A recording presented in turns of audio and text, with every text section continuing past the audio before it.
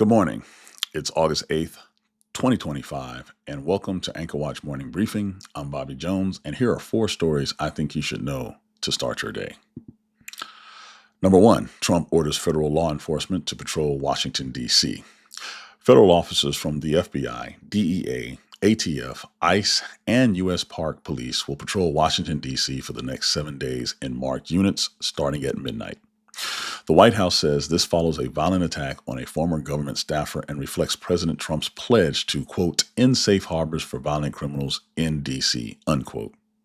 While crime in D.C. has dropped 35% in 2024 to a 30-year low, President Trump has repeatedly criticized the city for crime and homelessness. This continues to follow the pattern of Donald Trump sending federal troops into local and state environments so he can directly control the response there. Story number two, Trump and Putin meeting without Zelensky precondition. The Kremlin says Trump and Putin will meet in the coming days, possibly in the UAE.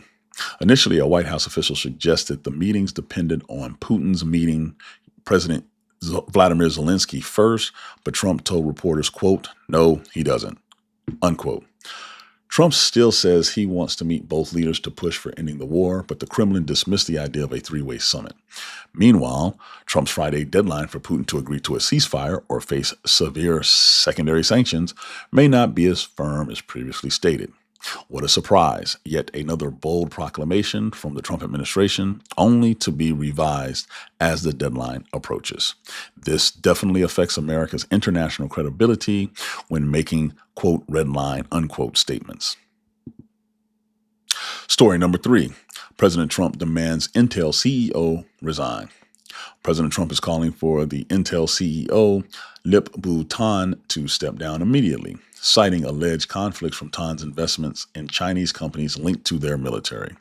The demand follows pressure from Senator Tom Cotton of Arkansas for Intel's board to investigate. Intel's stock fell after the announcement, and the company has yet to issue a detailed public response as it weighs its options going forward. And story number four, Air Force denies early retirement for transgender members. A new Air Force policy will deny early retirement to transgender service members with 15 to 18 years of service, forcing them out without any retirement benefits. Those members can take voluntary separation pay, but will lose their military pensions. The move reverses prior approvals and is part of a Trump administration's broader effort to bar transgender individuals from serving. Advocates call it a betrayal of direct commitments made to service members. I call it an absolute disgusting disgrace.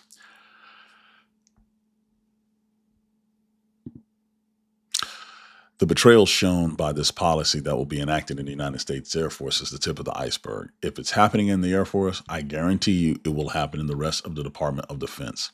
And so to be a service member that served your nation faithfully, deploying many times, especially during the global war on terror, and to have your retirement benefits stripped of you unceremoniously without warning is the ultimate betrayal. I sincerely hope that members of Congress or somebody tries to stop this from taking effect. As far as what's happening on the international stage, I do think it's going to be interesting to see if President Trump enforces his red line of increased sanctions against Russia, even as they agree to meet possibly in the UAE. The United States is going to have a credibility problem if President Trump keeps making these very deliberate statements and then backs off of them. I hope everyone has a good weekend. If something pops off, I will definitely go live. But until then, stay anchored and stay sharp.